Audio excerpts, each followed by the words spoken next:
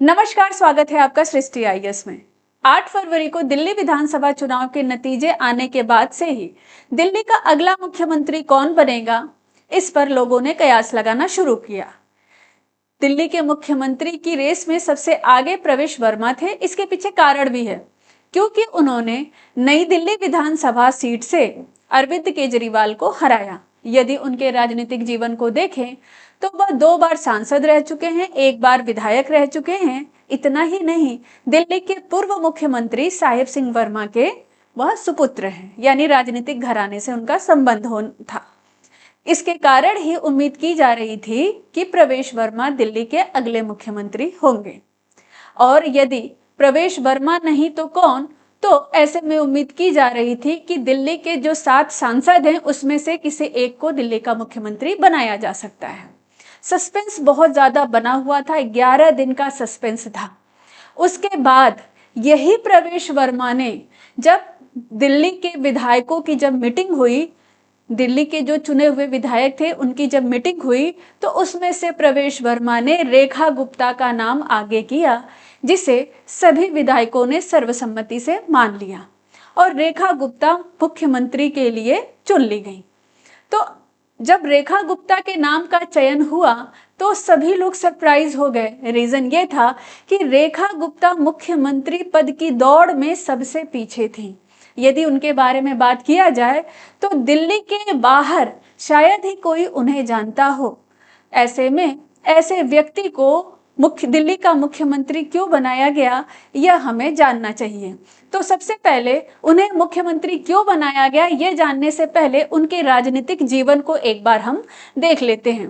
तो रेखा गुप्ता, 50 वर्षीय रेखा गुप्ता, जो 30 वर्षों से बीजेपी से जुड़ी हुई हैं, वह एक कार्यकर्ता के रूप में बीजेपी से जुड़ी।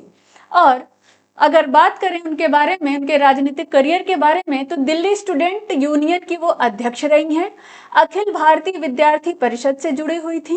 वो 2 बार दिल्ली की कारपोरेटर रही हैं, 2 बार दिल्ली की कारपोरेटर रही हैं, जिसके कारण ही उन्हें दिल्ली के सिविक इश्यूज के बारे में अच्छी जानकारी है। बीजेपी दिल्ली की महासचिव रह चुकी हैं और भाजपा महिला मोर्चा की राष्ट्रीय उपाध्यक्ष भी रह चुकी हैं।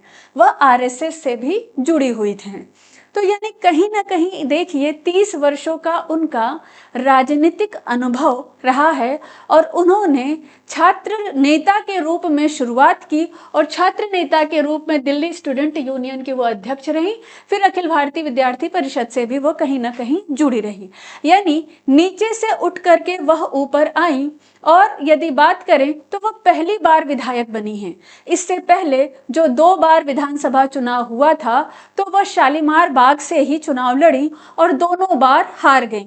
इस बार फिर वह शालीमार बाग से ही चुनाव लड़ी और वहां से जीत करके वह विधायक बनी। विधायक ही नहीं बल्कि दिल्ली की मुख्यमंत्री बनी। अब एक चीज समझिए, अब प्रश्न यह है कि रेखा गुप्ता का जो चयन किया गया वह किस आधार पर किया गया। बीजेपी एक ऐसी पार्टी है जो तात्कालिक लक्ष्यों को ध्यान में रख करके कोई काम नहीं करती, बल्कि दूरगामी लक्ष्यों को ध्यान में रख करके काम करती है। यदि हम बात करें पिछले लोकसभा चुनाव की जो 2024 में हुआ था, उस समय मोदी जी ने समाज को 4 वर्गों में वर्गीकृत किया था। वो 4 वर्ग हैं: युवा वर्ग, महिला वर्ग, गरीब वर्ग और मध्यम वर्ग। यदि इस 4 वर्गों की हम बात करें, यह जाति के आधार पर वर्ग का निर्धारण नहीं किया गया था, है ना। तो उसमें कहीं ना कहीं रेखा गुप्ता महिला वर्ग का प्रतिनिधित्व करती हैं। ऐसे में आज समझ लीजिए, किसी भी चुनाव में आधी आबादी की भूमिका बड़ी ही महत्वपूर्ण है। चाहे झारखंड का चुनाव ले लीजिए, महाराष्ट्र का चुनाव, हरियाणा का, या हाल ही में हुए दिल्ली का चुनाव ले लीजिए। कई सारी योजनाएं महिलाओं को ध्यान में रख करके ही चलाई जा रही हैं। यही कारण है कि दिल्ली चुनाव के दौरान राजनीतिक दलों ने 2100 से लेके 2500 रुपए तक महिलाओं को देने का वादा किया था। तो ऐसे में रेखा गुप्ता का चयन कहीं ना कहीं महत्वपूर्ण हो जाता है। इन्हीं बातों को ध्यान में रख करके उनका चयन किया गया होगा। आगे बढ़ते हैं। यदि बात करें कि दिल्ली के महिला मुख्यमंत्रियों के बारे में, तो रेखा गुप्ता चौथी महिला मुख्यमंत्री होंगी। इनसे पहले सुषमा स्वराज, बीजेपी की सुषमा स्वराज रही हैं, जिनका कार्यकाल बड़ा ही छोटा था। शीला दीक्षित, कांग्रेस की शीला दीक्षित सबसे लंबे समय तक 15 वर्षों तक इन्होंने दिल्ली के मुख्यमंत्री पद को संभाला। और केजरीवाल जब उन्होंने अपना पद छोड़ा तो उसके बाद आतिशी दिल्ली की तीसरी महिला मुख्यमंत्री बनी। अब चौथी महिला मुख्यमंत्री बनी है रेखा गुप्ता। अब यदि बात किया जाए बीजेपी की, तो इस समय बीजेपी के 14 राज्यों में मुख्यमंत्री हैं, जिसमें से एक भी महिला मुख्यमंत्री नहीं है। बीजेपी पे आरोप लगता रहा है कि वह महिला सशक्तिकरण की बात करते हैं, महिलाओं को आगे लाने की बात करते हैं, आरक्षण की बात करते हैं, लेकिन 14 भाजपा शासित प्रदेशों में कोई एक भी महिला मुख्यमंत्री नहीं है। यदि बात किया जाए प्रधानमंत्री नरेंद्र मोदी के प्रधानमंत्री बनने के समय के आसपास की यदि हम बात करें, तो उस समय राजस्थान की जो महिला मुख्यमंत्री थी वह थी वसुंधरा राजे सिंधिया।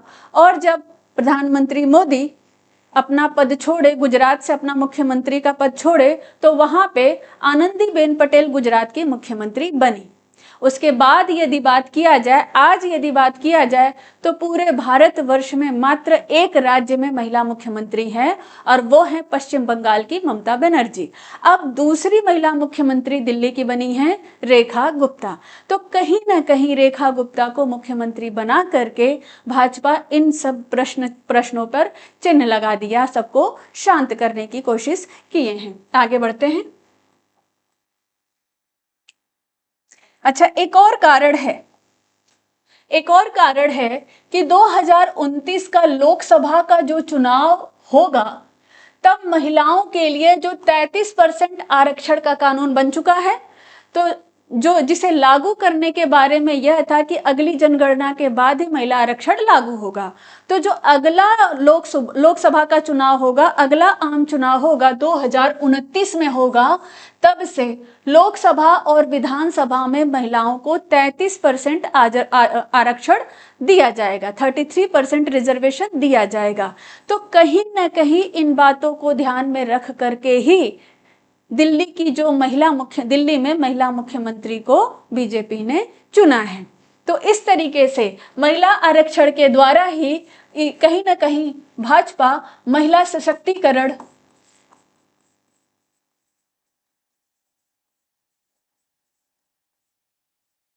महिला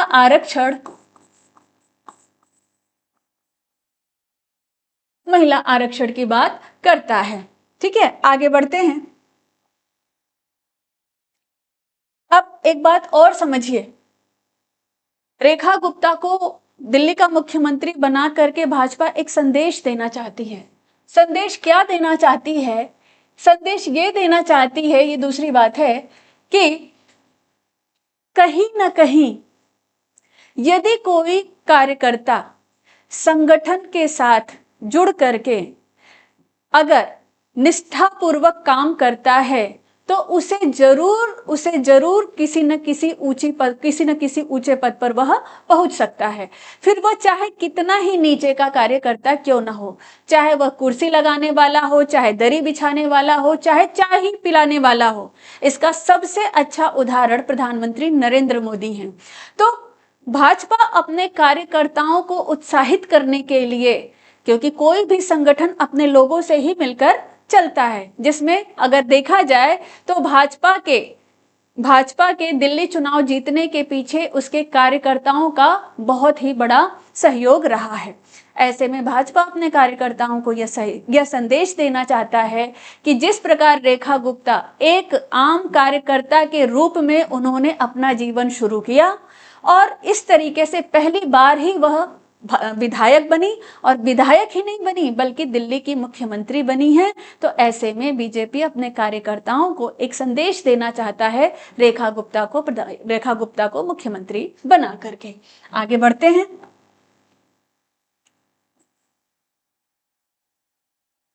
एक और बात समझिए कि भाजपा में अभी तक रेखा गुप्ता से पहले 14 राज्यों के मुख्यमंत्री थे, ये 15वीं होंगी। 14 राज्यों के मुख्यमंत्री थे जिन्हें बनाया गया। अगर आप उनका बैकग्राउंड देखें तो 10 का बैकग्राउंड अखिल भारतीय विद्यार्थी परिषद से रहा है। 14 मुख्यमंत्रियों में से 10 मुख्यमंत्री का संबंध अखिल भारतीय विद्यार्थी परिषद से रहा है। किसी न किसी प्रकार से वो अखिल भारतीय विद्यार्थी परिषद से जुड़े रहे हैं और रेखा गुप्ता भी अखिल भारतीय विद्यार्थी परिषद से जुड़ी रही हैं। तो इस प्रकार से अगर देखा जाए कि जो नए राजनीतिक पौध जो तैयार हो रहे हैं बीजेपी के, वो कहीं ना कहीं इसी फैक्ट्री से निकल रहे हैं, अखिल भारतीय विद्यार्थी परिषद से जुड़े हुए हैं और रेखा गुप्ता का भी संबंध इसी से है। आगे बढ़ते हैं। एक चीज और समझिए, आम आदमी का पार्टी का जन्म रामलीला मैदान से हुआ है। रामलीला मैदान को तो कोई भूल ही नहीं सकता है। और 27 साल के बाद बनने वाली भाजपा सरकार का जो शपथ ग्रहण समारोह भी हुआ था वह भी रामलीला मैदान से हुआ है। और अगर अरविंद केजरीवाल और रेखा गुप्ता की बात करें तो इन दोनों के बीच में कुछ समानताएं। इन समानताओं में पहली समानता अगर देखा जाए तो दोनों का ही संबंध हरियाणा से है, हरियाणा राज्य से है।